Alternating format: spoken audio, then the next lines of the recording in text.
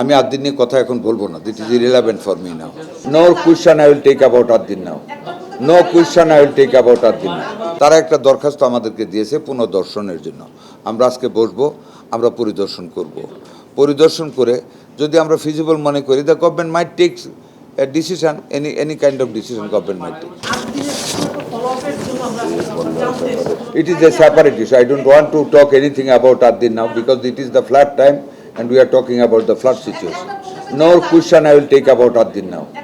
No question I will take about Addin now. আমি আদ্দিন নিয়ে কথা এখন বলবো না, this is irrelevant for me নাও।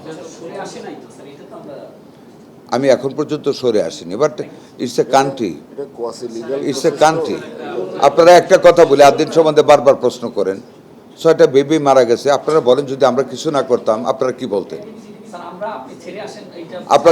আপনাদেরকেও তো আক্রমণ করেছে। আমরা 6 জন মানুষ মারা যাওয়ার পরে, আমি বলি 6 জন মানুষ মারা যাওয়ার পরে আমরা অ্যাকশনে গিয়েছি।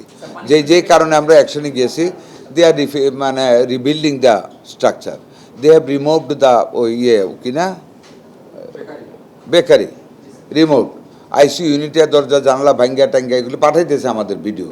তারা মানে ভেন্টিলেশনের সিস্টেম করতেছে। তারা একটা দরখাস্ত আমাদেরকে দিয়েছে পুনর্দর্শনের জন্য। আমরা আজকে বসবো, আমরা পরিদর্শন করব। পরিদর্শন করে যদি আমরা ফিজিবল মনে করি, the government might take a decision, any kind of decision government might take. তারা এড়াতে পারে না। দেয়ার ইজ একটা মামলা ওই পক্ষ থেকে করেছে।